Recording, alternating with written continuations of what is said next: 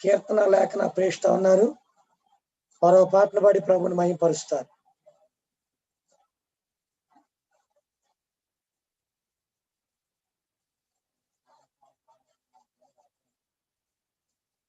కీర్తన లేఖన ప్రేషిత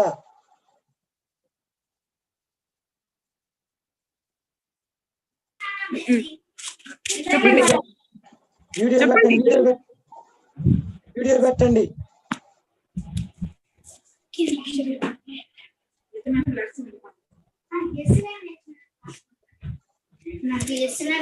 పాడండి. వీడియో పెట్టండి.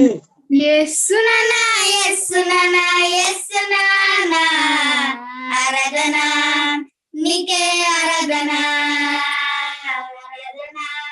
నీకే, ఆరాధన యేసునానా, యేసునానా, యేసునానా, ఆరాధన నీకే, ఆరాధన ఆరాధన నీకే, ఆరాధన ఆరాధన ఆరాధన యేసయ్యకు ఆరాధన ఆరాధన ఆరాధన యేసయ్యకు ఆరాధన యేసునానా, యేసునానా, యేసునానా, ఆరాధన నీకే, ఆరాధన ఆరాధన నీకే, ఆరాధన ధవళవర్ణుడా, రత్నవర్ణుడా, ధవళవర్ణుడా, రత్నవర్ణుడా, 10,000 మందిలో అతి సుందరుడా, 10,000 మందిలో అతి సుందరుడా, ధవళవర్ణుడా,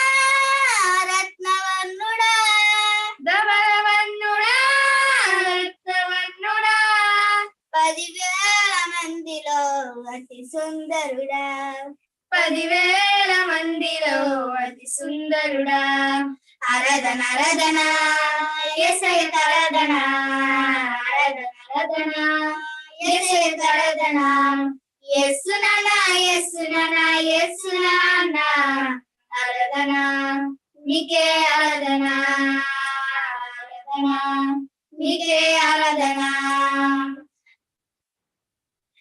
తల్లి మరచిన తండ్రి విడచిన, తల్లి మరచిన తండ్రి విడచిన, నీవు నన్ను విడువలేదయా, నీవు నన్ను విడువలేదయా, తల్లి మరచిన తండ్రి విడచిన, తల్లి మరచిన తండ్రి విడచిన, నీవు నన్ను విడువలేదయా, నీవు నన్ను విడువలేదయా, ఆరాధన ఆరాధన యేసయ్యకు ఆరాధన ఆరాధన ఆరాధన యేసయ్యకు ఆరాధన యేసునానా, యేసునానా, యేసునానా, ఆరాధన నీకే, ఆరాధన ఆరాధన నీకే, ఆరాధన చీకటిలోన నేనుండగా, చీకటిలోన నేనుండగా, వెలుగైనవే నన్ను వెలిగించావే, వెలుగైనవే నన్ను వెలిగించావే, చీకటిలోన నేనుండగా, చీకటిలోన నేనుండగా, వెలుగైనవే నన్ను వెలిగించావే, వెలుగైనవే నన్ను వెలిగించావే, ఆరాధన ఆరాధన యేసయ్యకు ఆరాధన ఆరాధన ఆరాధన యేసయ్యకు ఆరాధన యేసునానా, యేసునానా, యేసునానా, ఆరాధన నీకే, ఆరాధన ఆరాధన నీకే, ఆరాధన అర్హత లేని నా జీవితాన, అర్హత లేని నా జీవితాన, పరిశుద్ధాత్మనిచ్చి నడిపించితివే, పరిశుద్ధాత్మనిచ్చి నడిపించావే, అర్హత లేని నా జీవితాన, అర్హత లేని నా జీవితాన, పరిశుద్ధాత్మ పరిశుద్ధాత్మనిచ్చి నడిపించితివే పరిశుద్ధాత్మనిచ్చి నడిపించవే ఆరాధన ఆరాధన యేసయ్యకు ఆరాధన ఆరాధన ఆరాధన యేసయ్యకు ఆరాధన యేసు నాన్న యేసు నాన్న యేసు నాన్న ఆరాధన నీకే ఆరాధన ఆరాధన నీకే ఆరాధన పనికిరాని పాత్రను నేను పనికిరాని పాత్రను నేను పరిమళ వాసనగా నన్ను మార్చావే పరిమళ వాసనగా నన్ను మార్చావే పనికిరాని పాత్రను నేను పనికిరాని పాత్రను నేను పరిమళ వాసనగా నన్ను మార్చావే పరిమళ వాసనగా నన్ను మార్చావే ఆరాధన ఆరాధన యేసయ్యకు ఆరాధన ఆరాధన ఆరాధన యేసయ్యకు ఆరాధన యేసు నాన్న యేసు నాన్న యేసు నాన్న ఆరాధన నీకే ఆరాధన ఆరాధన నీకే ఆరాధన ఆరాధన ఆరాధన యేసయ్యకు ఆరాధన ఆరాధన ఆరాధన యేసయ్యకు ఆరాధన యేసు నాన్న యేసు నాన్న యేసు నాన్న ఆరాధన నీకే ఆరాధన ఆరాధన నీకే ఆరాధన హల్లెలూయా హల్లెలూయా హల్లెలూయా. ఈ సమయంలో మన వాక్యాలకు వెళ్ళగా పాస్టర్ గారు ఈరోజు మనకు వాక్యాన్ని పంచుకుంటారు. కనుక అందరూ కూడా శ్రద్ధగా విని దీవించబడదాం. ఈ సమయాన్ని పాస్టర్ గారికి అప్పగిస్తున్నారు.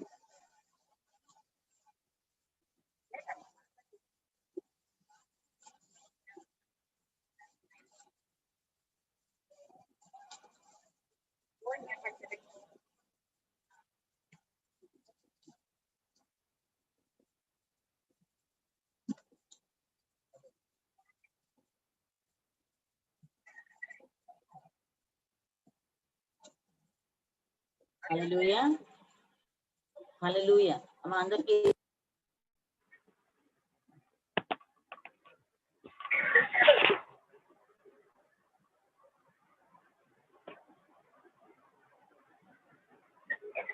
హల్లెలూయా. దేవుని నామానికి మహిమ కలుగును గాక.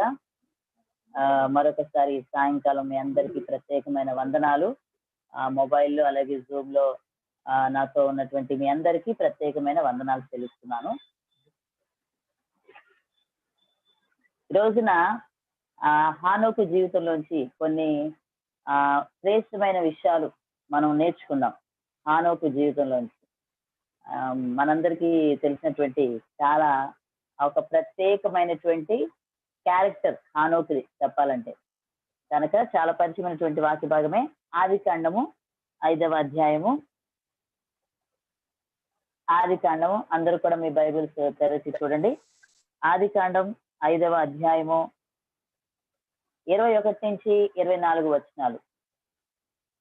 ఆదికాండము 25వ అధ్యాయము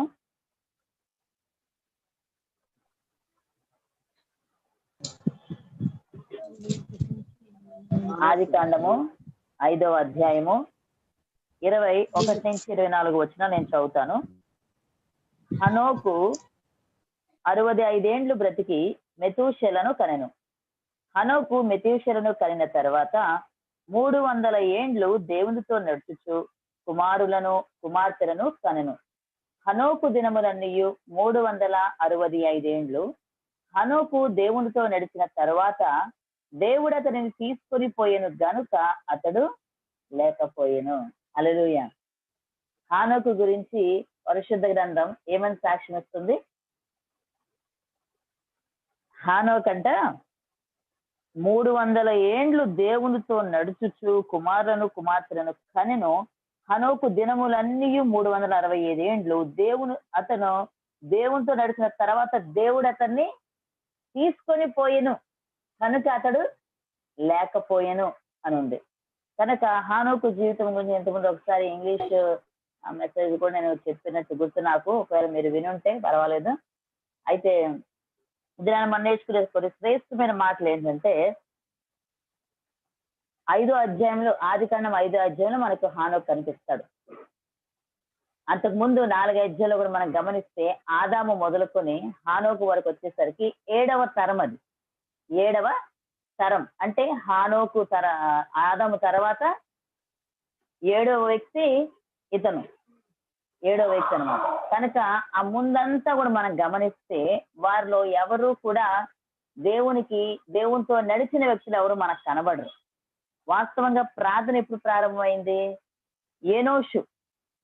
ఎనోషుకు మరి ఆదికాండం 4వ అధ్యాయం 26వ వచనంలో ప్రార్థన స్టార్ట్ అయింది. ప్రార్థన చేయడం అంటే అంతకుముందంతా ప్రార్థన చేయడం కూడా లేదు. ప్రార్థన చేయడం అంటే ఏంటి ఎవరికి తెలియదు. కానీ ఆదికాండం 4వ అధ్యాయం 26వ వచనంకి వచ్చేసరికి షేతునకు ఎనోషు పుట్టెను, అప్పుడు యెహోవా నామమున ప్రార్థన చేయుట ప్రారంభమైనది అని ఉంది. అంటే ఆ ఎనోషు వచ్చే వరకు కూడా ప్రార్థన చేయడం స్టార్ట్ అవ్వాల, అప్పుడు ప్రార్థన ప్రారంభమైంది. కానీ ఆ తర్వాత ఆదాము నుంచి వస్తే ఆదాము, తర్వాత షేతు, తర్వాత ఏనోషు, తర్వాత కేయినాను, తర్వాత మహలాలేలు, యారేదు, తర్వాత హనోకు. వరుసగా 7వ వ్యక్తి హనోకు. ఈ మధ్యలో మనం ఎవరిని చూసినా కూడా ఎవరు కూడా దేవునితో నడిచినటువంటి వ్యక్తులుగా మనకు కనబడరు. ఆశ్చర్యకరమైన విషయం ఏంటంటే 7వ తరంలో పుట్టినటువంటి హానోకు మాత్రం చాలా స్పష్టంగా బైబిల్ సాక్ష్యం ఇస్తుంది. ఆయనంట దేవునితో నడిచాడంట. ఎలా నడిచాడు దేవునితో? అసలు చూడండి, మనకి ఎవరైనా మన ముందు మాదిరి ఉంటే వాళ్ళని చూసి మనం ముందుకెళ్ళగలుగుతాం. ఒకవేళ దైవ సేవకులు ఇంట్లో పుట్టిన పిల్లలు అయితే వాళ్ళ నాన్నగారు ఎలా ప్రార్థన చేస్తున్నారో చూస్తారు, వాళ్ళ నాన్న ఎలా దేవుని భక్తిలో ఉన్నాడో చూస్తారు. లేకపోతే మంచి క్రైస్తవ కుటుంబం అయితే ఆ పిల్లలు వారి యొక్క తల్లిదండ్రులు ఎలాంటి మరి క్రైస్తవ ఆధ్యాత్మిక విధానంలో ఎదుగుతున్నారో చూసి ఆ మాదిరిని తీసుకుంటారు చాలా వరకు, ఎక్కువ శాతం. కానీ ఇక్కడ మనం హానోకు విషయంలో, హానోకులో ఉన్న ప్రత్యేకత ఏంటయ్యా అంటే తన ముందు 6 తరాల్లో కూడా ఎవరు కూడా దేవునితో నడిచిన వారు లేరు. దేవునితో సృష్టింపబడిన మొట్టమొదటి వ్యక్తి అయిన ఆదాము కూడా ఓడిపోయాడు. ఆదాము కూడా దేవునికి ఇష్టంగా ఉండలేకపోయాడు. ఆ తర్వాత వచ్చిన వాళ్ళు ఎవరూ కూడా మరి అంటే దేవునితో నడిచినటువంటి అనుభవం లేదు. కానీ మరి అసలు హానోకులో ఆ ఆశ ఎలా పుట్టిందో మనకు తెలియదు. హానోకులో ఆ ఇష్టం ఎలా పుట్టిందో మనకి తెలియదు. అసలు హానోక్కి దేవుని గురించి ఎవరు చెప్పారో మనకి తెలియదు. కానీ హానోకు మాత్రం దేవునితో కూడా నడిచాడు అని బైబిల్ సాక్ష్యం ఇస్తుంది. ఎంత అద్భుతమైన సాక్ష్యం అండి. తన ముందు 6 తరాలేమో అసలు దేవునితో నడిచిన అనుభవం లేకపోయినా, చాలా సార్లు ఈ రోజున ఎవరైనా మనం వెళ్ళి వారికి దేవుని వాక్యం చెప్పినా లేకపోతే ప్రభు నమ్ముకోండి అని అంటే వాళ్ళకి మొదట ఒకవేళ మనలో లోపాలు తెలుసు అనుకోండి, మొట్టమొదట వాళ్ళు చెప్పే విషయం ఏంటంటే మీరున్నారులేండి పర్ఫెక్ట్ గా అంటారు కదా. ముందు మీరు కరెక్ట్ గా ఉండి తర్వాత మాకు చెప్పండి అంటారు. కానీ ఇక్కడ హానోకు జీవితంలో మనం గమనిస్తే అసలు హానోకు అలా చెప్పిన వాళ్ళు కూడా ఎవరు లేరు. అసలు హానోకు జీవితంలో మనకి ఈ రోజున మన చేతిలో బైబిల్ ఉంది. 66 పుస్తకాలు ఉన్నాయి. 66 పుస్తకాలు బైబిల్ ఉంది మనకి. కొంచెం ముందుకెళ్తే యేసు ప్రభు కాలానికి వెళ్తే వాళ్ళకి కొత్త నిబంధన లేదు, పాత నిబంధన ఒక్కటే ఉంది. అంటే 39 పుస్తకాలే ఉన్నాయి వాళ్ళకి. 39 పుస్తకాలు కూడా కాదు, ఇంకా ఇప్పుడు మనకి అన్ని కలిపి బైబిల్ ఒక చోట దొరుకుతుంది. ఆ రోజుల్లో వాళ్ళకి ఆ సదుపాయం లేదు. బైబిల్లో పుస్తకాలు విడివిడిగా దొరికేవి వాళ్ళకి. ఇంకా ముందుకెళ్తే దావీదు కాలంకి వెళ్తే అసలు వాళ్ళకి 39 పుస్తకాలు కూడా లేవు. తెలుసా మీకు? దావీదు కాలంలోకి వెళ్తే 5 పుస్తకాలే, పంచకాండలే వాళ్ళకి బైబిల్, పంచకాండలే వాళ్ళకి ధర్మశాస్త్రం. కానీ ఇంకా హానోకు సమయానికి వెళ్ళిపోతే అసలు బైబిలే లేదు. వ్రాయబడినటువంటి దేవుని వాక్యం ఏది వాళ్ళకి లేదు. మనకి ఈ రోజున నిజంగా బైబిల్స్ అందుబాటులో ఉన్నాయి. ఒక ఫేస్బుక్ ఆన్ చేసినా, యూట్యూబ్ ఆన్ చేసినా, టీవీ పెట్టినా దేవుని వాక్యాలు వినడానికి బోల్డ్ మంది దైవ సేవకులు ఉన్నారు. మనకి చాలా వాక్యం మనం వినడానికి అవకాశం ఉంది ఈ రోజుల్లో.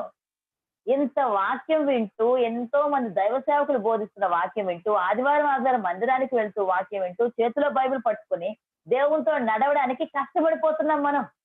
దేవునితో నడవడానికి ఎన్నో సాకులు చెప్తున్నాం మనం. కానీ హానోకు జీవితం ఒకసారి జ్ఞాపకం చేసుకుంటే హానోకి బోధించిన వాళ్ళు లేరు, హానోకి పాస్టర్ లేడు, హానోకి ఎవరు కూడా పక్క నిలబడి పర్వాలేదు నువ్వు దేవుళ్ళో ఉండు, నువ్వు బలంగా మంచి ప్రార్థన చేసుకో అని చెప్పిన వాళ్ళు ఎవరు లేరు హానోకి. కానీ ప్రియమైన దేవుని బిడ్డలారా, హానోకులో ఉన్న ప్రత్యేకత ఏంటంటే తనకు తానుగా హీ డెడికేటెడ్ హిమ్సెల్ఫ్, తను ఎవరో ప్రేరేపించలేదు కానీ తనకు తానుగా సమర్పించుకున్నాడు అంతే దేవుని కొరకు. నేను దేవునితో బ్రతుకుతాను, నేను దేవునితో నడుస్తాను. దేవునితో నడవడం అంటే అది సామాన్యమైన విషయమా? అసలు సామాన్యమైన విషయమా?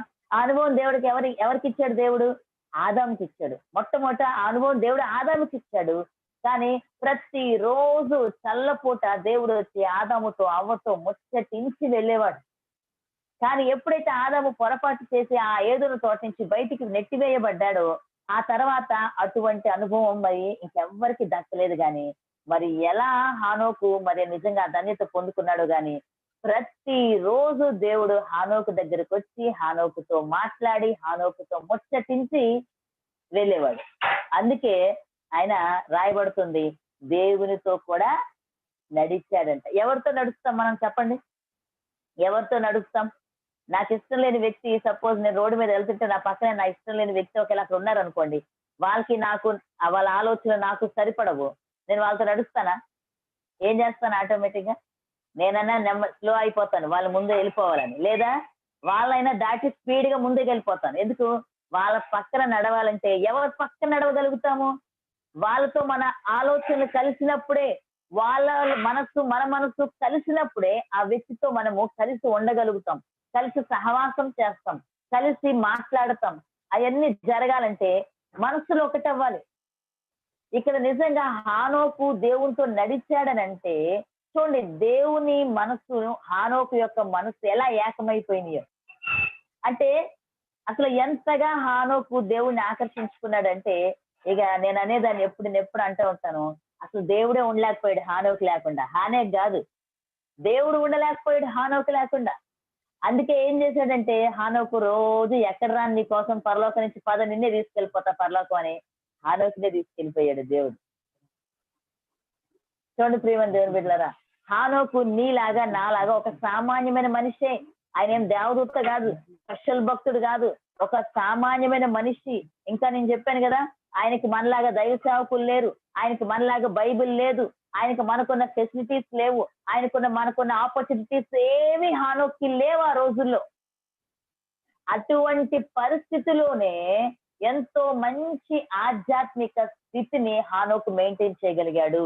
ఈ రోజులో చాలా మంది, నేను ఆధ్యాత్మికంగా ఎదగకపోవడానికి కారణం నా భర్త, నేను ఎదగకపోవడానికి కారణం నా భార్య, నేను ఎదగకపోవడానికి కారణం మా పాస్టర్ గారు, నేను ఎదగకపోవడానికి కారణం నా ఉద్యోగం అని ఇన్ని సాకులు చెప్తా ఉంటాం. సాకులు చెప్తే హానోకు చెప్పాల, అయ్యా నాకు పాస్టర్ గారు లేరయ్యా, అయ్యా నా ముందు ఏ జనరేషన్ కూడా నాకు మాదిరి లేదయ్యా, నేను మంచిగా బ్రతకడానికి నాకు ఎవరు మాదిరి లేరని హానోకు చెప్పాలి. చెప్తే కానీ మనం గమనిస్తే ప్రేమ దేవుని బిడ్డలారా, హానోకి ఎంతో మంచి ఫెలోషిప్ దేవునితో మెయింటైన్ చేశాడు. ఎంతో చక్కని అనుభవం. అసలు అక్కడ వ్రాయబడింది, హానోకు 65 ఏండ్లు బ్రతికి మెతూషెలను కనెను. హానోకు మెతూషెలను కనిన తర్వాత 300 సంవత్సరాలండి. ఒక రోజు కాదు, 2 రోజు కాదు, 300 ఏండ్లు హానోకు దేవునితో సహవాసము కలిగి ఉన్నాడు. ప్రేమ దేవుని బిడ్డారా, మనము బాప్తిసం తీసుకున్న కొత్తలో ఆ కొత్త ఊపు అంటారు కదా, ఇంకా వాళ్ళే కనిపిస్తారు చర్చిలో. ప్రతి ప్రార్థనకి వాళ్ళే ముందుంటారు. 1 సంవత్సరం అవ్వగానే క్రమేపీ క్రమేపీ క్రమేపీ మొదటి వారు కడపటి వారు అవుతారు, కడపటి వారు మొదటి వారు అవుతారు అన్నట్టు తర్వాత వీళ్ళు తగ్గిపోతారు. ఎలా ఉంటే, లేదా దేవుడు ఒక మేలు చేయగానే కనిపిస్తారు. ఆదివారం ఫస్ట్ వాళ్ళే వచ్చి కూర్చుంటారు. ఆదివారం అద్భుతమో మేలు జరిగాక మరలా సమస్య వస్తుంది, మరి కనపడరు, చర్చిలో కనపడరు. హానోకు జీవితంలో సమస్యలు రాలేదంటారా? హానోకు జీవితంలో సమస్యలు రాలేదా? ఈ రోజు నా ప్రార్థనకి రాలేదేంటండి అంటే, ఉద్యోగం అండి, పిల్లలండి, మార్కెట్ అండి, లేకపోతే అదండి ఇదండి అని కొన్ని వందల సాకులు మనం చెప్తాము. ఈ రోజున మహా అయితే అందరికి 2 పిల్లలు, మహా ఎక్కువ అంటే 3 పిల్లలు ఉంటున్నారు అంతే కదా. కానీ హానోకు గురించి ఏం రాయబడింది? హానోకు మెతూషెలను కలిగిన తర్వాత 300 ఏళ్ళు దేవునితో నడుచుచు కుమారులను కుమార్తెలను కనెను. ఏమి ఖాళీగా లేడండి హానోకు. పెళ్లి కాని వ్యక్తి ఏం కాదు, ఒంటరి బ్రతికేం కాదు అయింది. భార్య ఉంది, పిల్లలు ఉన్నారు, కుమారులు కుమార్తెలు. ఆ రోజుల సంగతి మాకు తెలుసు. ఒక్కొక్కరికి 20 మంది పిల్లలు ఉండేవాళ్ళు, ఒకరిద్దరు కాదు. 20 మంది పిల్లల్ని పోషించాలంటే, సపోజ్ 20 మంది అనుకుందాం, 20 మంది పిల్లల్ని పోషించాలంటే ఆ తండ్రికి ఎంత సంపాదించాలి? ఆ తల్లి ఎంతసేపు అంతమందికి వండి పెట్టాలి? ఆమెకి ఎంత పని ఉంటది? ఆ తండ్రికి ఎంత పని ఉంటది? ఆలోచించండి ఒకసారి. ఈ రోజున ఒక్క బిడ్డ లేకపోతే 2 బిడ్డలను చూసుకోవడానికి ప్రార్థనకి రావడానికి చచ్చిపోతున్నాం మనం. కానీ హానోకు జీవితంలో ఒకసారి గమనిస్తే తనకి కుమారులు కుమార్తెలు ఉన్నారు, ఆయనకి బాధ్యతలు ఉన్నాయి. ఆయన కూడా ఉదయాన్నే లేచి మార్కెట్ కు వెళ్ళాలి, ఆయన కూడా పిల్లలకి కావాల్సిన ఇంటికి తెచ్చి పెట్టాలి, ఆయన కూడా సంపాదించాలి. కూర్చుంటే ఏమొచ్చి పడరు. ఆయన కూడా కష్టపడాలి నీలాగా నాలాగా. ఆయన సంపాదించాడు, కష్టపడ్డాడు, పిల్లలకి పెట్టుకున్నాడు, భార్యను చూసుకున్నాడు, దేవుణ్ణి విడిచిపెట్టలేదు. కానీ మనము ముందు అన్ని చేసి చివరిలో దేవుణ్ణి విడిచిపెడతాం. ఏమంటే నువ్వు ఇచ్చిన కుటుంబమేనయ్యా అంటాం దేవునితో. దేవుని బిడ్డలారా గమనించండి, హానోకు నిజంగా దేవుడికి ఇవ్వాల్సిన సమయం దేవుడికి ఇచ్చాడు, భార్యకి ఇవ్వాల్సిన సమయం భార్యకి ఇచ్చాడు, దేవుడికి ఇవ్వాల్సిన సమయం దేవుడికి ఇచ్చాడు, బిడ్డలకి ఇవ్వాల్సిన సమయం బిడ్డలకి ఇచ్చాడు. అందుకే ఆయన అంత సంతోషంగా దేవునితో సహవాసం చేయగలిగాడు. ఎలా గ్యారంటీగా చెప్పగలరండి మీరు అంటే, కుటుంబాన్ని నిర్లక్ష్యం చేస్తుంటే తప్పకుండా అతను దేవునితో సమాధానంగా ఉండేవాడు కాదు. కుటుంబాన్ని ఒకవేళ నిర్లక్ష్యం చేస్తుంటే తప్పకుండా దేవునితో అంత అన్యోన్య సహవాసం ఉండేది కాదు. ఆయన కుటుంబానికి విలువిచ్చాడు, కుటుంబానికి చేయాల్సిన బరువు బాధ్యతలు వాటిని కరెక్ట్ గా నిర్వహించాడు, కనుకే దేవునికి కూడా ఇవ్వగలిగాడు. లైఫ్ ని బ్యాలెన్స్ చేసుకున్నాడు అంతే.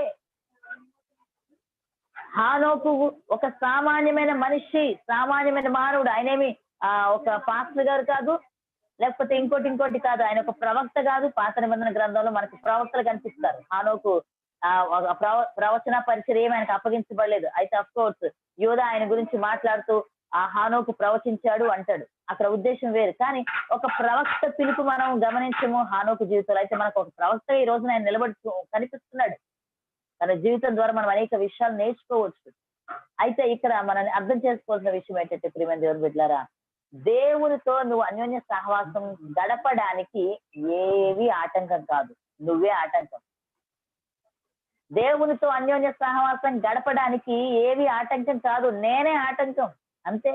ఎందుకంటే నేను ముందు నిర్ణయించుకుంటున్నాను ఏంటంటే, నేను చేయలేను, నా వల్ల కాదు, నాకు కొన్ని బాధ్యతలు ఉన్నాయి, నేను నిర్వహించలేను సక్రమంగా అన్నిటినీ అని చెప్పి నువ్వు అనుకుంటున్నావు కనుక చేయలేకపోతున్నావు అంతే. కానీ నిజంగా నువ్వు కనుక అర్థం చేసుకుంటే, దేవునికి ఇవ్వాల్సిన సమయం నువ్వు దేవునికి ఇస్తే తప్పకుండా నువ్వు కుటుంబాన్ని కూడా బాధ్యతగా కరెక్ట్ గా నిర్వహించగలుగుతావు. సమస్య ఎక్కడ వస్తుందంటే, దేవునికి ఇవ్వాల్సిన టైం ఎవరు, ఆ దేవుని టైం దొంగిలిస్తారు. అందువల్ల మిగతా దేనికి టైం ఉండదు, ఏ పనికి టైం ఉండదు, కుటుంబంతో గడపడానికి టైం ఉండదు, ప్రశాంతంగా వేరే ఏ పనులు చేసుకోవడానికి సరిపడే టైమే ఉండదు అసలు. ఎందుకంటే దేవునికి ఇవ్వాల్సిన టైం ముందు ఎవరు, దేవుని టైం దొంగిలించి ఏవేవో పనులు చేసుకుందాం అనుకుంటారు. టైం అంతా వ్యర్థం అయిపోద్ది, ఆఖరికి ఎవరికి సమయం ఇవ్వకుండా అయిపోద్ది. ప్రియమైన దేవుని బిడ్డలారా, హానోకు జీవితంలో మనము నేర్చుకునేటువంటి మొట్టమొదటి విషయం ఏంటంటే, దేవునితో నడిచిన అనుభవం కలిగిన వాడు. మనకి ఆ అనుభవం ఉండాలి. అది ఆ యొక్క అనుభవం కోసం నువ్వు ఏ సాకులు తీసుకురావడానికి వీల్లేదు. ఎందుకంటే హానోకే మనకి గొప్ప మాదిరి, హానోకే మోడల్. ఇక్కడ లేదండి నాకు ఉద్యోగం ఉంది, హానోకు కూడా పనికి వెళ్ళేవాడు, లేకపోతే ఎలా వస్తుంది భోజనానికి? అయ్యో నాకు పిల్లలు ఉన్నారండి, హానోకి కూడా పిల్లలు ఉన్నారు. నాకు భార్య ఉందండి, లేకపోతే నాకు భర్త ఉన్నాడండి, హానోకు కూడా భార్య ఉంది, ఆయనకు కూడా ఉంది. ఇంకా ఆయన కంటే ఎక్కువ అవకాశాలు మనకున్నాయి. ఈ రోజున ఇంట్లో కూర్చుని జూమ్ లో ప్రేయర్లు యాడ్ అవుతున్నాం మనం. వాళ్ళకి ఏది చేయాలన్నా ఆ రోజున ప్రతిదీ తమ చేతులతోనే వాళ్ళు కష్టపడి చేసుకోవాల్సిన పరిస్థితి వాళ్ళకి. ప్రతిదీ ఇప్పుడు మనకి ఎన్నో సదుపాయాలు, ఎన్నో అవకాశాలు, అసలు ఎన్నో ఫెసిలిటీస్ ఇప్పుడు మనం అనుభవిస్తున్నాం. అప్పుడు భక్తులు ఎవరు లేనటువంటి చాలా ఆశీర్వాదాలు మనం పొందుకున్నాం వాస్తవంగా చెప్పాలంటే. కానీ వాళ్ళందరికీ అవి లేని టైంలో కూడా వాళ్ళు దేవునితో ఎంతో చక్కని సహవాసం కలిగి ఉన్నారు. ప్రేమ దేవుని బిడ్డలారా, కనుక హానోకు దేవునితో కూడా నడిచిన అనుభవం కలిగి ఉన్నాడు. అలాగే మనం కూడా మనము సమర్పించుకోవాలి దేవునికి. మనము వ్యక్తిగతంగా నిర్ణయించుకోవాలి. ఎవ్వరు చెప్పలేదు హానోక్కి ప్రార్థన చేసుకో దేవుడు దీవిస్తాడు, ప్రార్థన చేసుకో ఒక రోజున వచ్చి దేవుడిని తీసుకెళ్లిపోతాడు మరణం చూడకుండా ఎవరు ప్రవచనం చెప్పలేదు ఆయనకి. ప్రార్థన చేసుకో అని చెప్పి ఏ పాస్టర్ గారు ఆయన దగ్గరికి వెళ్ళలే, ఏ యాజకుడు అక్కడికి వెళ్ళలే. అప్పుడు యాజకులు కూడా లేరు ఆ టైంలో, న్యాయాధిపతులు లేరు, రాజులు లేరు, యాజకులు లేరు, ఎవ్వరు లేరు. ఒంటరి వాడు ఒక రకంగా చెప్పాలంటే.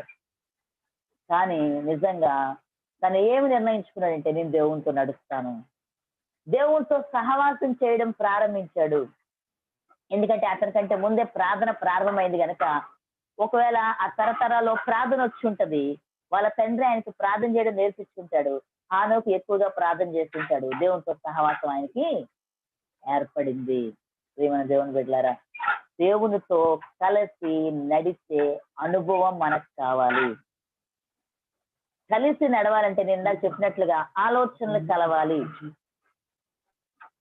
ఆలోచనలు కలవకపోతే నడుస్తూనే ఉంటారు కానీ మాట్లాడుకోరు కదా. ఎంత దూరమైనా అలా మౌనంగానే ఉంటారు, వెళ్ళిపోతానే ఉంటారు ఇద్దరు, కానీ మాట్లాడవు. ఎందుకు? ఏం చెప్పింది ఆమెకు పడదు, ఆమె చెప్పింది ఏం పడదు. దేవునితో మనం నడవాలంటే దేవుని ఆలోచనతో ఏకీభవించగలగాలి. కొన్నిసార్లు దేవుడు చెప్తాడు, వింటారు కొంతమంది, కానీ తిరిగి దేవుడికి వేరే చేయమని చెప్తారు. దేవుడు చెప్పిన మాట ఏంటి? దేవుడు చెప్తే అది కాదు ప్రభువా, దేవుడు అమ్మ ఇచ్చేయంటే వద్దు ప్రభువా, అది చేస్తాను ప్రభువా, దాన్ని ఏకీభవించడం అనరు. దేవునితో నువ్వు నడవాలి అనుకుంటే, దేవునితో నడిచే అనుభవం నీకు కావాలనుకుంటే దేవుడు చెప్పింది మాట్లాడకుండా సరే ప్రభువా అనాలి. దేవుడు ఏది చెప్తే అది చేయాలి. అది నీకు కష్టమైనా చేయాలి, అది నీకు ఇష్టం లేకపోయినా చేయాలి. దాన్ని ఏకీభవించడం అంటారు. అంతేగాని దేవుడు చెప్పిన దానికి దేవుడు అమ్మ నేను ఇది చేస్తానంటే కాదు ప్రభు అదొద్దు కానీ ఇది చేయి ప్రభు అని చెప్తే నీ ఇష్టానికి దేవుణ్ణి మలుచుకున్నావు తప్ప నువ్వు దేవునితో ఏకీభవించినట్టు అవ్వదు.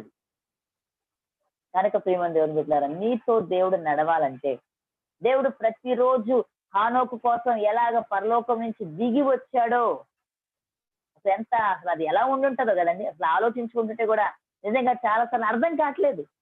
ఎలా వచ్చి ఉంటాడు దేవుడు? శరీరం ధరించుకుని వచ్చి ఉంటాడా? హానోకుతో ఎలా మాట్లాడుంటాడు? ఒక స్నేహితునితో మాట్లాడినట్టు మాట్లాడుంటాడా? హానోకు కళ్ళతో ఒకవేళ దేవుని చూసుంటాడా? అది ఎలా జరిగింది అసలు? నిజంగా అద్భుతం. ఆదాము కాలం అంటారా, అది విడిచిపెట్టేయండి. అది ఏదో తోటలో వారు పాపం ఎరగక ముందు అదొక అద్భుతం. దేవునితో వాళ్ళు కలిసి ఉన్నారు. కానీ ఆ తర్వాత ఆ అవకాశం ఇంకెవ్వరికి రాలేదు. కానీ ఆ అవకాశం హానోకు అసలు లాక్కున్నాడు చెప్పాలంటే. అంత దేవుడే. ఆ తర్వాత మరొక చక్కని వచనం ఉంటుంది ఆయన గురించి చూడండి. హెబ్రీ గ్రంథకర్త రాస్తాడు. ఏమని రాస్తాడంటే ఆయన హెబ్రీ పత్రిక 11వ అధ్యాయము 5వ వచనంలో చక్కని మాట ఉంటుంది. హెబ్రీ 11:5 విశ్వాసమును బట్టి హనోకు మరణము చూడకుండానట్లు కొనిపోబడను, అతడు కొనిపోబడక మునుపు దేవునికి ఇష్టడై ఉండినని సాక్ష్యము పొందెను. దేవుడు పక్షపాతి ఎప్పుడు కాదండి, అన్యాయస్తుడు ఎంత మాత్రం కాదు. హానోకు ముందు 6 తరాలు ఉన్నాయి, ఎవరిని కొనిపోలే ఆయన. ఎందుకు? హానోకునే వచ్చి తీసుకెళ్ళాడు. ఎందుకంటే హానోకు ఒక సాక్ష్యం పొందుకున్నాడు. ఏంటంటే దేవునికి ఇష్టడై ఉన్నాడు. అది విషయం. దేవుడు నీతో మాట్లాడాలంటే, దేవుడు నీతో సహవాసం చేయాలంటే, దేవుడి దగ్గరికి రావాలంటే దేవునికి ఇష్టమైన జీవితం మనం జీవించాలి. దేవుణ్ణి ఆకర్షించే జీవితం మనం జీవించాలి. ఇక్కడ హానోకు అదే చేశాడు. చూడండి అక్కడ 5వ వచనంలో హెబ్రీ 11:5 దేవుడికి ఇష్టమైన సాక్ష్యం పొందాడు. కాగా దేవుడు అతన్ని కొనిపోయిన గనుక అతడు కనబడలేదు. కొంతమంది లేదు మరణించి ఉంటాడు, బహుశా అలా రాసి ఉంటారేమో అన్నట్టుగా కూడా కొంతమంది అంటుంటారు. కానీ చూడండి, అంతకుముందు మనం చూస్తే 1వ అధ్యాయంలో ఎంతమంది ఎప్పుడు చనిపోయారో క్లియర్ గా రాయబడింది. ఇన్ని ఏళ్ళు బ్రతికి చనిపోయారని ప్రతి పురుషుని గురించి రాయబడింది. మరి హానోకు గురించి ఎందుకు రాయబడదా మాట? చనిపోయి ఉంటే. నిజంగా దేవుని వాక్యం కేవలం సత్యం. ప్రియమైన దేవుని బిడ్డలారా, కనుక ఆయన దేవునికి ఇష్టడిగా బ్రతికాడు. ఆయన చనిపోలేదు, దేవునితో కొనుక్కోబడ్డాడు. దేవుడు నిజంగానే తీసుకెళ్ళాడు ఆయన. అది వాక్యం, అది దేవుని వాక్యం సత్యం. ఎంతగా నిజంగా హానోకు ఒకటి దేవునితో నడిచాడు, రెండు దేవునికి ఇష్టంగా బ్రతికాడు. ఇష్టంగా అంటే అసలు దేవుడికే ఇష్టం పుట్టింది. అందుకే బహుశా నేను అన్నాను కదా, అందుకే రోజు మరి హానోకు దగ్గరికి వచ్చేవాడు దేవుడు, హానోకుతో మాట్లాడడానికి వచ్చేవాడు. గమనించండి, ఎందుకు అలా అంటున్నానంటే వాళ్ళిద్దరు ఎలా సహవాసం చేయగలరు? హానోకు వెళ్ళగలరా పరలోకం? మనుషులు వెళ్ళగలమా? మనం వెళ్ళగలమా పరలోకం? వెళ్ళలేం. అంటే తప్పకుండా దేవుడే రావాలి.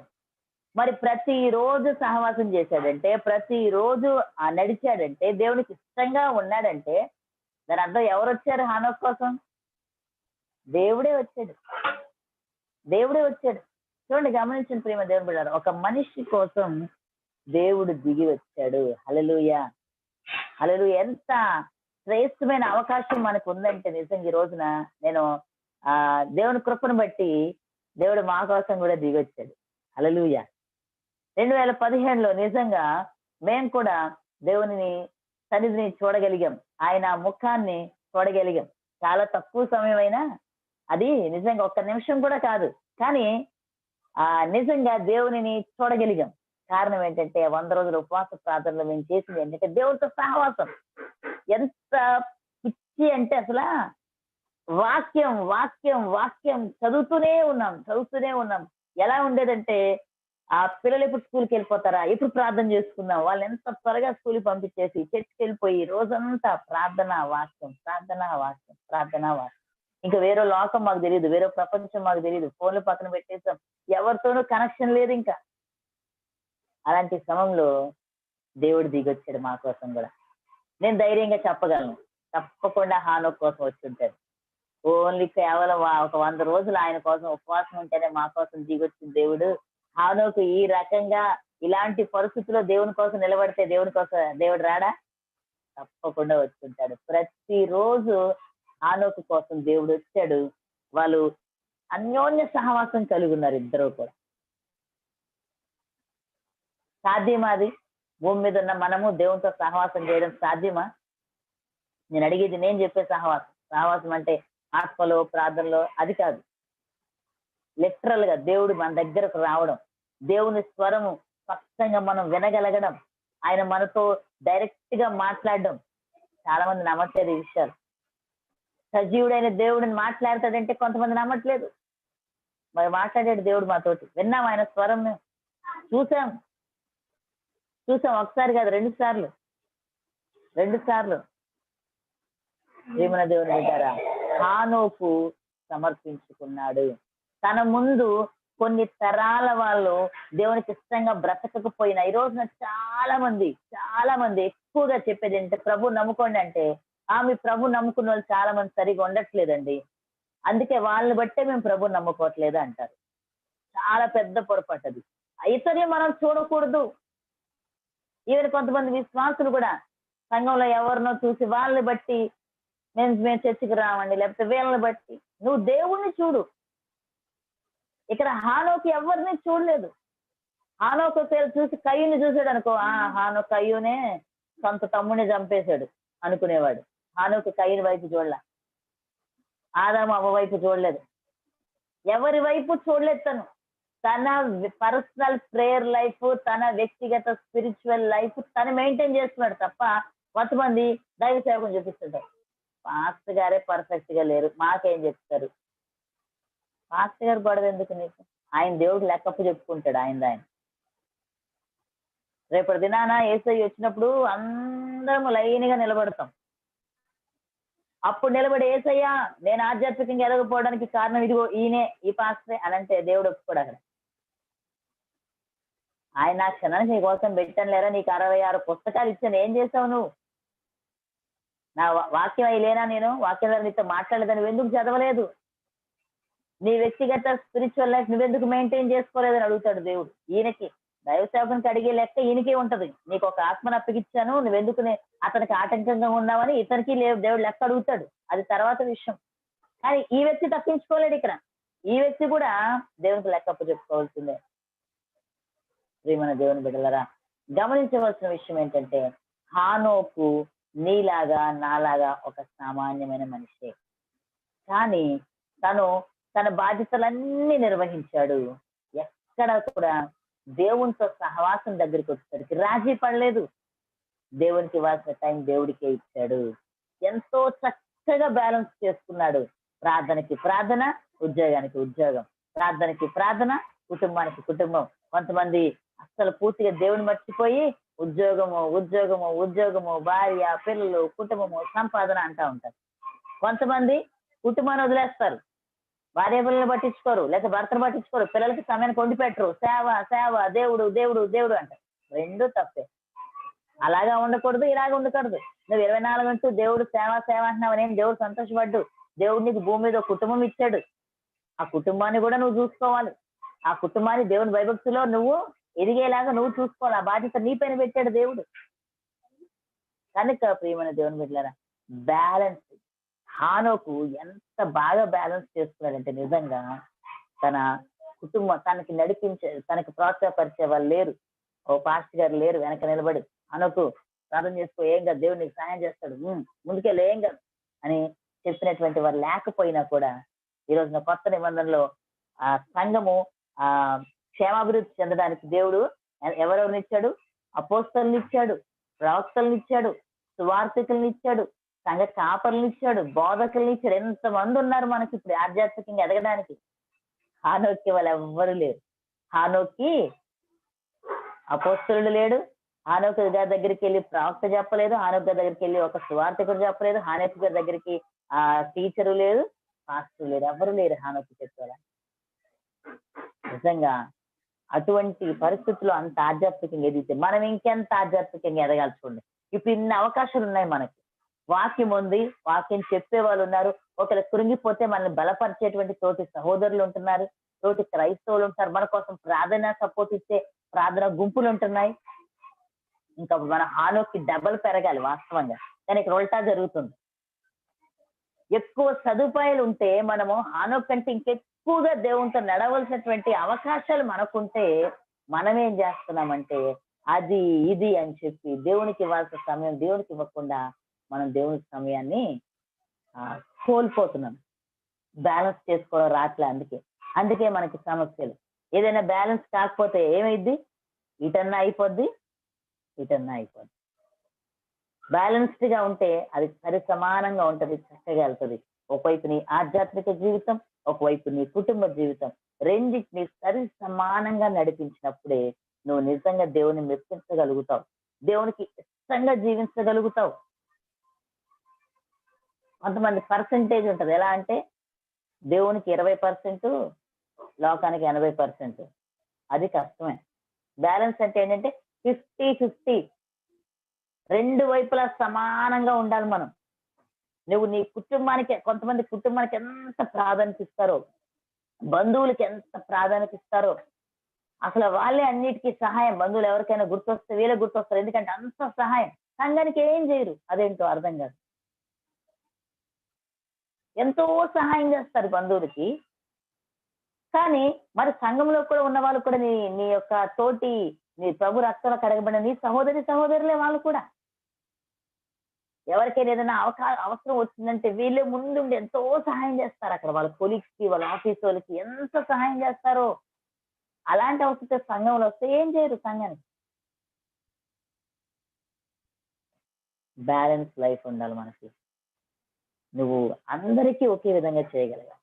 నువ్వు నీ ఆఫీస్ లో నీ తోటి వ్యక్తికి అవసరం వచ్చినప్పుడు ఎలా సహాయపడుతున్నావో, నీ సంఘంలో ఉన్న వ్యక్తి కూడా నువ్వు అంతే సహాయపడాలి. నీ బంధువులకి ఏదైనా ఫంక్షన్ అనో ఏదంటే నువ్వు ఎలాగ సహాయం చేయడానికి ముందు గుండా వెళ్ళిపోతున్నావో, వాళ్ళకు అక్కడ బాధ్యత నిర్వహిస్తున్నావో, నీ సంఘంలో కూడా ఒక కార్యక్రమం ఉందంటే నువ్వు అంతే బాధ్యతగా అక్కడ కూడా ఉండాలి. నీ స్పిరిచువల్ లైఫ్ ని, నీ యొక్క ఫ్యామిలీ లైఫ్ ని, రెండింటిని కూడా బ్యాలెన్స్ చేసుకోవాలి. సమస్య ఎక్కడ వచ్చేస్తుందంటే ఈ బ్యాలెన్సింగ్ దగ్గర బాగా ఇబ్బంది వచ్చేస్తుంది. బ్యాలెన్స్ చేసుకోలేకపోతున్నాం. అందుకే మనము దేవునికి ఇష్టంగా జీవించలేకపోతున్నాం. మనకు మనం తృప్తి చెందుతా ఉన్నాం. నేను చేయగలిగింది, దేవుడికి తెలుసులే. ఏంటి తెలుసు దేవునికి? కొంతమంది చాలా చక్కగా ఏమి దేవుని కోసం ఏమి చేయకపోయినా నేను ఏ పరిస్థితిలో చేశానో దేవుడికి తెలుసులేండి, నా పరిస్థితి దేవుడికి తెలుసులేండి అనుకుని ఆ భ్రమలో ముందుకు వెళ్ళిపోతా ఉంటాం. దేవునికి ఏం తెలుసు? హానోకు కూడా అలాగే అనొచ్చుగా, దేవుడికి తెలుసులే, నాకు ఎంతమంది పిల్లలు ఉన్నారని దేవుడికి తెలుసు, నేను ఎక్కడ చేసేది అని రోజు నేను నాకు బోల్డ్ పనులు ఉన్నాయి ఇంట్లో, నేను భర్తగా కొన్ని పనులు కుటుంబానికి చేయాల్సినవి ఉంటాయి, మళ్ళా ఇంకా నాకు అసలు చాలా బిజీగా ఉంటాయి. ఈ బిజీలో మరలా నేను దేవుడి పరిచర్య, దేవుడితో ఇవన్నీ ఎక్కడ చేయాలి? నేను దేవుడు తెలిసి అర్థం చేసుకుంటాడు అనుకుంటే ఈ రోజున మనం హానోకు గురించి అలా చదువుకోం. ఈ రోజున హానోకు గురించి హెబ్రీ గ్రంథకర్త రాయుడు, యోధా రాయుడు మనం చదువుకోము, మనం చెప్పుకోము. ఆయన ఆ రోజు అలా అనుకోలేదు. ఆయన దేవునికి ఇవ్వాల్సిన సమయం దేవునికి ఇచ్చాడు, దేవునితో అన్యోన్య సహవాసం కలిగి ఉన్నాడు, దేవునితో నడిచాడు. అందుకే మనం చదువుకుంటున్నాం, అందుకే ఆయన మనకి మాదిరయ్యాడు. హెబ్రీ గ్రంథకర్త అందుకే ఎంత చక్కగా రాశాడంటే, విశ్వాసం లేకుండా దేవునికి ఇష్టడై ఉండుట అసాధ్యమని, హానోకు దేవునికి ఇష్టడై ఉన్నాడని సాక్ష్యం పొందాడంట. అంటే హానోకు ఏం నమ్మాడు? తన దగ్గరకు వచ్చింది దేవుడు తను తీసుకెళ్తాడని నమ్మాడు. చూడండి, అసలు దేవుడు అతనికి కొనిపోయాను, అతడు లేకపోయాను అంట. ఎలా తీసుకెళ్ళాడో మరి. అందుకని కొంతమంది ఎలా అంటుంటారంటే, ఒక రోజంట దేవుడు హానోకు మాట్లాడుకుంటూ వెళ్ళిపోతున్నారంట. అలా మాట్లాడుకుంటూ వెళ్ళిపోతుంటే చాలా దూరం ఇద్దరు మాటల్లో పడిపోయి మాట్లాడుకుంటే తీరా పరలోకం దగ్గరికి వచ్చేసిందంట. అప్పుడు దేవుడు అన్నాడంట, హానోకు ఇక్కడ దాకా వచ్చేసావు, ఇంకేం వెళ్తావులే ఇంటికి, పద నాతో అని వెళ్ళిపోయి ఉంటాడు అని చెప్తా ఉంటారు చాలా మంది. నిజమే దేవుని బిడ్డలారా, హానోకు అంతగా దేవునితో నడిచాడు. ఎంత అసలు దేవునితో అన్యోన్య సహవాసం అంటే, మనుషులతో కొంతమందికి దేవునితో ఎక్కువ సహవాసం ఉంటే మనుషులతో కలవరు. ఇది వెరైటీ. మనుషులతో కలవరు. ఇంకా వాళ్ళందరూ మనుషులందరూ పాపులు వాళ్ళ దృష్టిలో. నేనే పరిశుద్ధుడు అనేది దేవుడు నాతో మాట్లాడుతున్నాడు. హానోకు దేవునితోనూ వెళ్తున్నాడు, భార్య పిల్లలతోనూ వెళ్తున్నాడు, బంధువులతో వెళ్తున్నాడు. ఆయనకి ఫంక్షన్లు జరుగుంటాయి, ఆయనకి చుట్టాలు, అసలే ఫ్యామిలీ ఎక్కువ, వాళ్ళ కాందాన్ని ఎక్కువ, జనాలు ఎక్కువ. కొంతమంది అంటుంటారు కదా, మా బలగం ఎక్కువ అండి. హానోకు కూడా బోల్డ్ బలగం ఉంది ఇక్కడ, బోల్డ్ మంది పిల్లలు, చాలా ఫంక్షన్స్ జరుగుంటాయి, పిలుచుంటారు. ఫంక్షన్స్ కి వెళ్ళేవాడు, మా ఇంట్లో అవసరమైన పిల్లలు కావాల్సే షాపింగ్లకి వెళ్ళేవాడు, మార్కెట్లకి వెళ్ళేవాడు, ప్రార్థనకి వెళ్ళేవాడు. మనం ఈ చేస్తే అవి చేయం, అవి చేస్తే ఈ చేయం. హానోకు జీవితంలో మనం నేర్చుకునేది ఒకటే, నేను చెప్పాలనుకున్నది ఒకటే, ప్రేమ బిడ్డలారా, you should have a balanced life. మనము బ్యాలెన్స్ చేసుకోవడం నేర్చుకొని ఉండాలి. చాలా సార్లు మనం చేసే పెద్ద పొరపాటు ఏంటంటే, దేవుడికి సమయం తగ్గించేస్తాం, కుటుంబానికి సమయం ఎక్కువ ఇచ్చేస్తాం, మన పనులకు ఎక్కువ ఇచ్చేస్తాం, ఒక్కోసారి పనికిరాని వాటికి కూడా టైం ఇచ్చేస్తాం. కానీ దేవునికి వచ్చేసరికి, దేవుని దగ్గరికి వచ్చేసరికి సమయం ఇయ్యం. దేవునికి మాత్రం సమయం ఇవ్వకుండా ఆ కుటుంబానికి, మిగతా అన్నిటికీ టైం ఇస్తాం. అంటే దేవుడు అంత చీప్ అయిపోయాడు మనకి కదా. దేవుని సమయం నువ్వు దొంగిలిస్తే ఇంకా నువ్వు దేవునితో నడవలేవు, దేవునికి ఇష్టంగా ఉండలేవు. కనుక హానోకు లాగా మనము కూడా ఉండగలిగితే, మన లైఫ్ ని బ్యాలెన్స్ చేసుకుంటూ, మన ప్రేయర్ లైఫ్ ని బ్యాలెన్స్ చేసుకుంటూ, అది మనకి ఫస్ట్ తెలిసి ఉండాలి ఎలా అది బ్యాలెన్స్ చేసుకోవాలి. నేను ఎప్పుడు చెప్తా ఉంటా, దేవుడు దావీదుకి 24 గంటలే ఇచ్చాడు, మనకి 24 గంటలే ఇచ్చాడు. చీఫ్ మినిస్టర్ కి, ప్రైమ్ మినిస్టర్ కి 24 గంటలే ఇచ్చాడు. వాళ్ళందరూ దేశాలను వెళ్తున్నారు, అన్ని బాధ్యతలు నిర్వహించుకుంటున్నారు, కుటుంబాన్ని చూసుకుంటున్నారు, బాగానే ఉంది. అదే 24 గంటలు మనకి ఇచ్చాడు, కానీ మనం బిజీ అంటాం. అదే 24 గంటలు దావీదుకి ఇచ్చాడు దేవుడు, కానీ దావీదు ఇజ్రాయెల్ దేశాన్ని వెళ్ళాడు, యుద్ధాలు చూసుకున్నాడు, భార్యను చూసుకున్నాడు, పిల్లలు చూసుకున్నాడు, ఎక్కడ ప్రార్థనలో తగ్గిపోలేదు. రోజుకు 7 మార్లు ప్రార్థన చేశానని చెప్తాడు దావీదు. దేవుడు దానియేలు కూడా 24 గంటలే ఇచ్చాడు. దానియేలు ఉద్యోగస్తుడు, గవర్నమెంట్ ఉద్యోగస్తుడు, రోజుకు 3 సార్లు ప్రార్థన చేశాడు. గవర్నమెంట్ ఉద్యోగస్తుడు, బిజీ ఆయన, మామూలు పోస్ట్ కాదు, ప్రధానమంత్రి పోస్ట్ అయింది. మనం చిన్న ఉద్యోగానికి బిజీ అండి అంటాం, ఆయన పెద్ద పోస్టు. కానీ దేవునికి ఇచ్చే టైము ఎక్కడ రాజీ పడలే. దేవుని టైము దేవునికే. అది నీకు కూడా దేవుడు 24 గంటలే ఇచ్చాడు, నాకు 24 గంటలే ఇచ్చాడు. ఆ టైంని నువ్వు ఎలాగా దేనికి ఏది ఇస్తున్నావు అనేది ప్రాముఖ్యమైనది. నువ్వు ఎంత సమయం అందులో దేవునికి ఇస్తున్నావు. నేను అంటాను, ఆ రోజుకి 24 గంటల్లో 2 గంటల 40 నిమిషాలు అసలు దశమ భాగం అది. అసలు అది నీది కాదు, నాది కాదు. ఆ సమయం కూడా దొంగిలించే వాళ్ళు ఉన్నారు. దేవునికి ఇవ్వాల్సిన ఆ టైంలో కూడా ఆ సమయాన్ని కూడా దొంగిలించే వాళ్ళు ఉన్నారు. కనుక ప్రియమైన దేవుని బిడ్డలారా, దేవునికి ఇవ్వవలసిన సమయం నువ్వు దేవుడికి ఇచ్చి చూడు, నీకు మిగతా అన్నిటికీ కావాల్సినంత సమయం ఆయన సమకూరుస్తాడు. ఒక్క అరగంట ప్రార్థనకి లేదా ఒక్క గంట ప్రార్థనకి లేదని సమయం లేదంటాము, కానీ ఈజీగా టీవీ ముందు కూర్చుని 3 గంటలు సినిమాకి ఇచ్చేస్తారు కొంతమంది. టీవీ ముందు కూర్చుని కొన్ని గంటలు సీరియల్స్ కి ఇచ్చేస్తారు కొంతమంది టైము. ప్రార్థనకి రండమంటే టైం లేదంటారు. ఊరికే కూర్చొని పక్కింటి వాళ్ళతో మాట్లాడుతూ 1 గంట ఈజీగా మాట్లాడేస్తారు, అయ్యే అప్పుడే గంట అయిపోయిందా అంటారు. కానీ ప్రార్థనకి రమ్మంటే టైం లేదంటారు. బైబిల్ చదువుకోవడానికి టైం లేదంటారు. ఆలోచించాలి మనము, మన సమయాన్ని మనము ఎలాగ బ్యాలెన్స్ చేసుకుంటున్నాం, దేనికి ఇవ్వాల్సిన దేనికి ఇస్తున్నాం. అందుకే దేవునికి ఇవ్వాల్సిన సమయం మనం కరెక్ట్ గా ఇవ్వకపోతే అందుకే మన జీవితంలో నిజంగా ఏ పనులు అవ్వవు. మిగతా ఏ పనులైనా సరే అవ్వవు, అవి వెనక్కి వెళ్ళిపోతా ఉంటాయి. కారణం ఏంటంటే దేవునికి ఇవ్వాల్సిన ఆ ప్రాధాన్యమైన సమయం మనం దొంగిలిస్తున్నాం. దేవుని టైం దొంగిలిస్తున్నాం, ఇంకా నీకు మిగతా టైంకి సమయము ఉండట్లే. కనుక గమనించుకొని మనం మన మన ప్రార్థనా సమయాన్ని మనం డిసిప్లిన్ చేసుకోవాలి. మన జీవితాన్ని మనం డిసిప్లిన్ చేసుకోవాలి. మనకి దేవుడికి ఇవ్వాల్సినంత సమయం మనం దేవుడికి తప్పకుండా ఇచ్చినప్పుడు హానోకు వలె మనం కూడా మన జీవితంలో విజయవంతమైన జీవితం జీవించగలుగుతాం. అసలు ఆ హానోకు జీవితము ఏమంటారంటే ప్రత్యేకమైంది అంటే యూనిక్. అంటే ఆయనలాగా ఎవరూ లేరు. బైబిల్లో కొంతమంది భక్తులు మనం చూసామంటే అసలు వాళ్ళలాగా ఇంకెవరు అలాగా బ్రతకలేదు ఎవరూ కూడా. కారణం ఒకటే ఒక కారణం ఏంటంటే వాళ్ళకి దేవునితో ఉన్న అన్యోన్యమైన సహవాసం, దేవునితో ఉన్నటువంటి ఆ క్లోజ్ రిలేషన్షిప్ వల్ల వాళ్ళ జీవితం ఏమైందంటే ఈ రోజున అనేకులు మాట్లాడుకోవడానికి, అనేకులకు మాదిరికరంగా వారి జీవితం మార్చబడింది. మనము కూడా దేవునితో అన్యోన్య సహవాసం కలిగి ఉంటే ఒక రోజున మన జీవితాన్ని చూసి కూడా ఇతరులు మాట్లాడుకోవడానికి అవకాశం ఉంటుంది. ఇతరులకు మనము మాదిరికరంగా ఉంటాం. అన్ని బ్యాలెన్స్ చేసుకోవడానికి అవకాశం వస్తుంది. మనం మాట్లాడే విషయంలోనే, మన నిర్ణయాలు తీసుకునే విషయం, తొందరపాటు నిర్ణయాలు చేయవు ఇంకా. ఎందుకంటే దేవుడితో ఎక్కువ సమయం గడుపుతాము. నువ్వేం చేయాలో, ఏ నిర్ణయం ఎలా చేయాలో దేవుడే నీకు చెప్తాడు. ఆ సమయోచిత జ్ఞానం దేవుడే నీకు ఇస్తాడు. అందుకే నువ్వు ఇంకా పొరపాట్లు చేయవు, తొందరపాటు నిర్ణయాలు చేయవు. నీ జీవితంలో ఏది నష్టపోవు, నీ జీవితంలో ఏది కోల్పోవు, ఏది కూడా అయ్యో ఎందుకు ఇలా అయ్యిందే అని అనవు. నేను అనుకుంటాను హానోకు జీవితంలో బహుశా అలాంటి పరిస్థితులు ఏమీ రాలేదేమో. ప్రతిరోజు దేవుడితో మాట్లాడుతుంటే ఇంకా ఆయనకి ఇంకేం సమస్యలు ఉంటాయి. తప్పకుండా ఏదైనా సమస్య వచ్చి ఉంటే దేవునితో చెప్పుకుంటాడు, తప్పకుండా దేవుడు సలహా ఇచ్చి ఉంటాడు. అవునా కదా? తప్పకుండా. కనుక హానోకు యొక్క జీవితంలో మనం గమనిస్తే నిజంగా ప్రతిరోజు కూడా దేవునితో నడిచిన అనుభవం ఆయన కలిగి ఉన్నాడు. మనం కూడా దేవునితో నడిచిన అనుభవం కలిగి ఉంటే ఆయన అసలు భూమి మీద లేకుండా దేవుడు తీసుకెళ్లిపోయాడు. ఎంత ఆనందమో, ఎంత సంతోషమోనండి.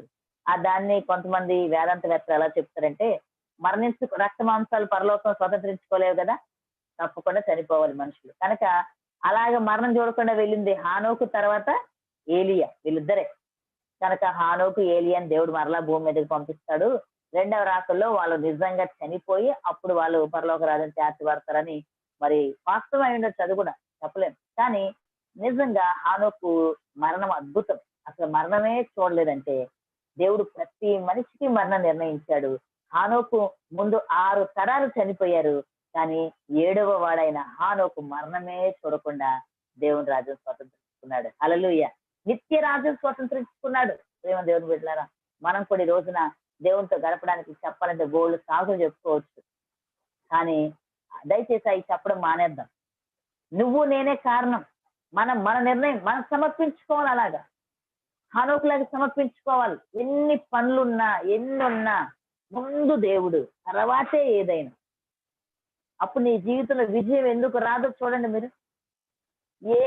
ఎవరినైనా సరే పక్కన పెట్టేయండి దేవుడి తర్వాతే. ఏ పనైనా అది ఎంత ప్రాధాన్యమైనదైనా, ఎంత పెద్ద పనైనా దేవుని తర్వాతే అది. అప్పుడు అద్భుతమైన విజయం మనం పొందుకుంటాం. ఇంకా అసలు నీ జీవితంలో విజయం గ్యారంటీ, సక్సెస్ గ్యారంటీ. ఫెయిల్యూర్స్ ఉండవు. ఎందుకు మనకి ఫెయిల్యూర్స్, ఎందుకు అనారోగ్యాలు, ఎందుకు ఒక్కటే రీజన్, దేవుడితో అన్యోన్య సహవాసం లేదు, దేవునికి ప్రథమ స్థానం ఇవ్వం. He deserves only first place. దేవుడికి ఇస్తే ఫస్ట్ ప్లేస్ ఇవ్వు, లేకపోతే నువ్వు 2వ ప్లేస్ ఇచ్చినా 3వ ప్లేస్ ఇచ్చినా అక్కడ ఆయన ఉండడు. ఆ అవసరం ఆయనకి లేదు. నీవు దేవుని కాసేపు పక్కన పెడితే ఉండడు ఆయన. 2వ స్థానం 3వ స్థానం ఆయన అంగీకరించడు. ఇస్తే నువ్వు ప్రథమ స్థానమే, లేకపోతే లేదంతే, వెళ్ళిపోతాడు పూర్తిగా. అంతేగాని 2వ స్థానంలో 3వ స్థానంలో కూర్చోడు ఆయన. ఒక చిన్న కథ ఉంటది, ముగిస్తున్నాను నేను, అయిపోయింది. ఒక వ్యక్తి కొత్త కారు కొనుక్కొని, మన చిన్నపిల్లలు ఒకసారి యవనస్తులు డ్రామా కూడా వేశారు ఇది చర్చ్ లో. ఆ కారు కొనుక్కొని వెళ్తున్నాడంట, కొత్త కారు, చాలా సంతోషంగా వెళ్తుంటే ఏసయ్య ఎదురయ్యాడు. వెంటనే ఏసయ్య రా రా, ఏసయ్య రా అని చెప్పి కారులో తన పక్కన కూర్చోబెట్టుకున్నాడంట. కూర్చోబెట్టుకుని థ్యాంక్స్ ఏసయ్య, నువ్వు ఇచ్చిన డబ్బులతో ఈ కారు కొనుక్కున్నానంటే ఏసయ్య కూడా సంతోషించాడంట. ఈలోపు ఆ కారు ముందుకు వెళ్తుండేసరికి చాలా క్లోజ్ ఫ్రెండ్ కనిపించాడంట. చాలా క్లోజ్ ఫ్రెండ్ కనిపించగానే, ఏంట్రా కారు అనగానే అప్పుడు వెంటనే ఆ వ్యక్తి, అవును కొత్త కారు కొనుక్కున్నట్టు, అవునా అని చెప్పి వెంటనే తను ముందు కూర్చోడానికి డోర్ తీసాడంట. తీయగానే అప్పుడు ఈ వ్యక్తి వెంటనే ఏం చేయలేక, ఏసయ్య నా క్లోజ్ ఫ్రెండ్, ఏమనుకోవద్దు, కొంచెం వెనకాల కూర్చోవా అన్నదండి. అప్పుడు ఆ ఏసయ్య లేచి వెళ్ళి ఆ వెనక సీట్ లో కూర్చున్నాడంట. ఈ క్లోజ్ ఫ్రెండ్ అని పక్కన కూర్చోబెట్టుకున్నాడు. మళ్ళీ డ్రైవింగ్ చేస్తూ వెళ్తున్నారు. ఈలోపు ఇంకొక బంధువు కనిపించాడు. ఏంట్రా ఇంత పెద్దోడు అయిపోయావు, కారు ఇప్పుడు కొనేసావు నాకు చెప్పలేదంటే, ఇప్పుడే కొనుక్కున్నాను అంటే, నాకు మరి నన్ను ఎక్కడివా తీసుకెళ్ళమంటే, తప్పకుండా రా అని చెప్పి వెనక సీట్ లో కూర్చోబెట్టుకున్నాడు. ఇంకొంచెం దూరం వెళ్ళేసరికి ఇంకొకరు ఆఫీస్ లో కొలీగ్ ఎవరో కనిపించారు. కారులో స్థలం లేదు. వాళ్ళు కూడా ఆపారు. ఏంటి కారులో షికారుకి వెళ్తున్నావు, అందరిని వేసుకుని నన్ను మర్చిపోయావంటే, లేదు లేదు లేదు నేను తప్పకుండా అని చెప్పి ఎక్కమంటాడు. చూస్తే స్థలం ఉండదు. అప్పుడు ఏం చేస్తాంటే, ఏసయ్య ఏమనుకోవద్దు ఏసయ్య ప్లీజ్, నా కొలీగు కొంచెం ఆయన ఎక్కుతాడు, నువ్వు కొంచెము వెనక డిక్కీలోకి వెళ్ళిపోవా అని అంటే, అక్కడి నుంచి కూడా ఏసైని లేపేస్తాడు కారులోంచి. ఆ వెనక ఆ వ్యక్తి కూర్చుంటాడు, ఏసైని తీసుకెళ్ళి డిక్కీలో కూర్చోబెడతాడు.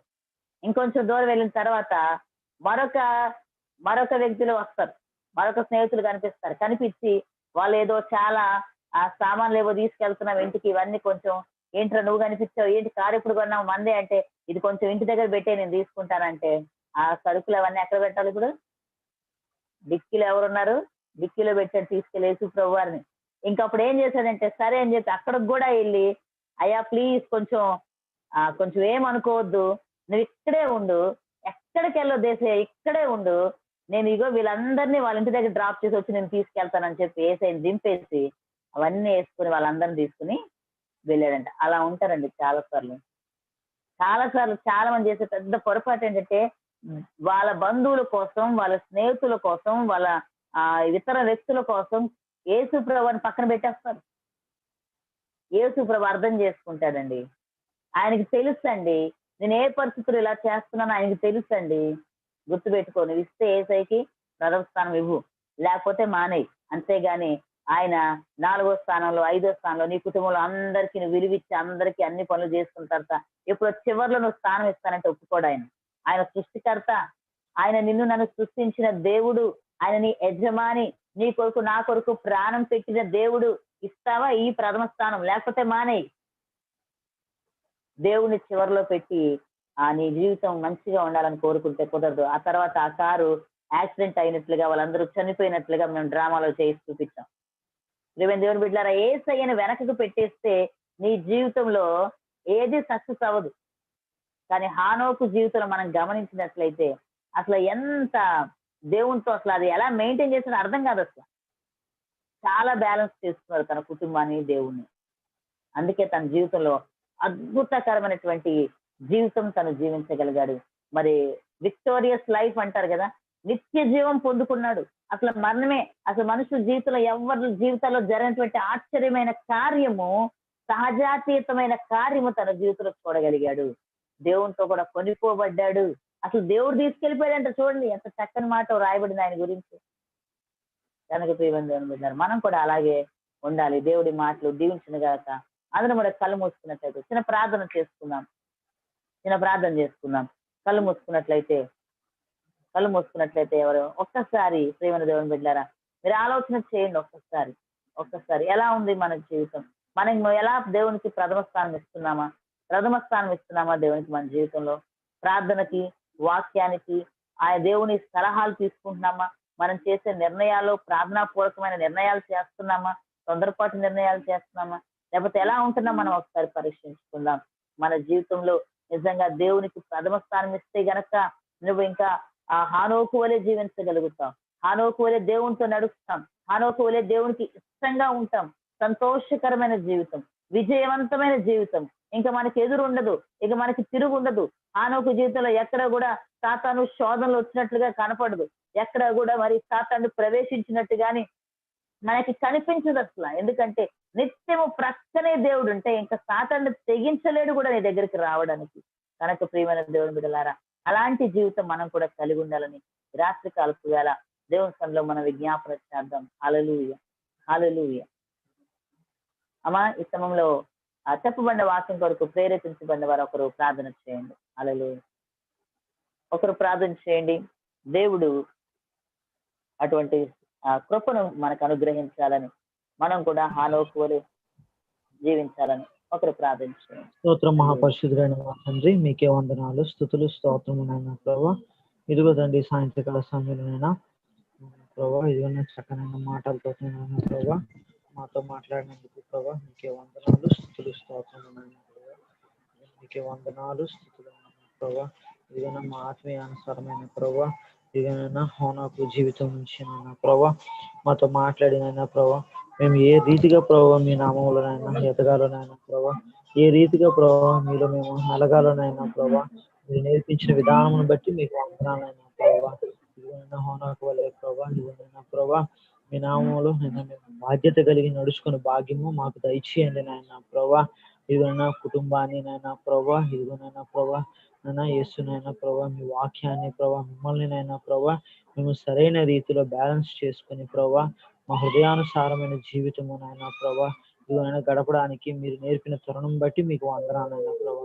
అటు విధమైన జీవితము నాకు దయచేయండి. మీ కరుణతో మీ కృపలో నడిపిస్తారని ఈ రాత్రికాల సమయం ఈ వాక్యము మా హృదయాల్లో భద్రపరుచుకొని నైనా ప్రభా, ఇదిగోనైనా ప్రభా ఒకరికి మాదిరికరంగా మేము జీవించలాగున ఆశీర్దిస్తారని నజరేయుడైన యేసుక్రీస్తు నామమున వేడుకొంచున్నాను మా తండ్రి. ఆమేన్. ఆమేన్.